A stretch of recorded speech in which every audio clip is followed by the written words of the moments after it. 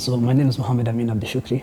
I am a journalist, a socio-political commentator, and a writer affiliated with the Kenya Left Alliance.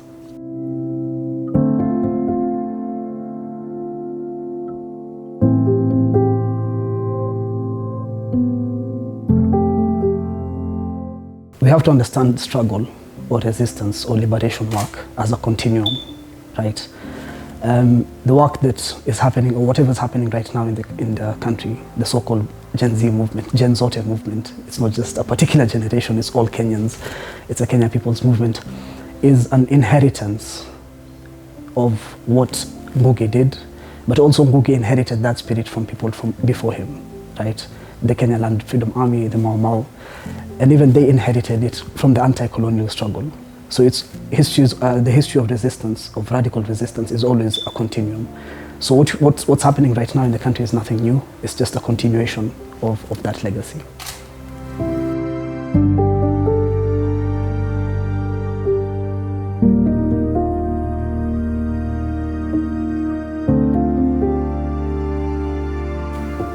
It's a good question. I think Ngũgĩ had different phases, but primarily we can look at Ngũgĩ from two phases.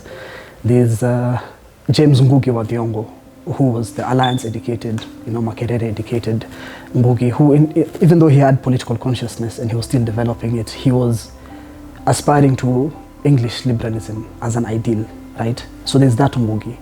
But then there's the later Ngũgĩ, who is the Marxist, Fanonist, agnostic, radical decolonial thinker Ngũgĩ. And this is the Ngũgĩ who gave us Petals of Blood, the Ngũgĩ who gave us the radical plays, the Ngũgĩ who gave us the radical essays, right? And this is the Ngũgĩ that I am particularly interested in. And this is the Ngũgĩ that I think the movement should be interested in.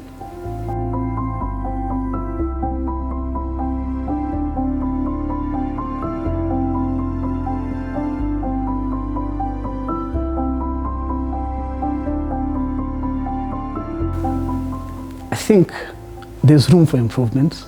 I think people have the spirit, but they don't have the knowledge, I would say, right? They have the spirit of revolution within them because, as I said earlier, the spirit of resistance is in our DNA. Kenya has a long history of resistance. However, I feel like people are doing things spontaneously, and people are doing things on a whim.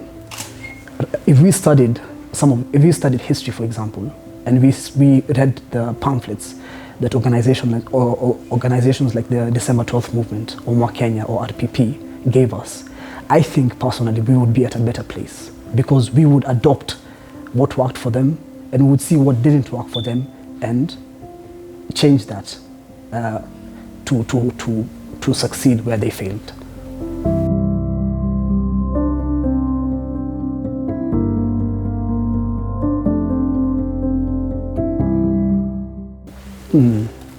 I think Ngũgĩ, one of the things that Ngũgĩ is really well known for, I would say the thing that he's most known for is his work on language, right?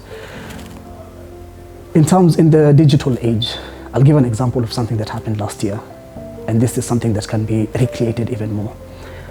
The young people, they decided to, this is even before the protest erupted, this is when the debates on the finance bill were happening. Young people decided to go on TikTok and Twitter and Instagram, and they translated the finance bill into their native languages. So you had it in Gikuyu, in Luo, Kamba, Somali, so on and so forth, right? And they broke down the bill clause by clause. This is the spirit of Ngũgĩ that was guiding them, I believe, right? So it's just that thing of owning your language, owning your culture, and being proud of it.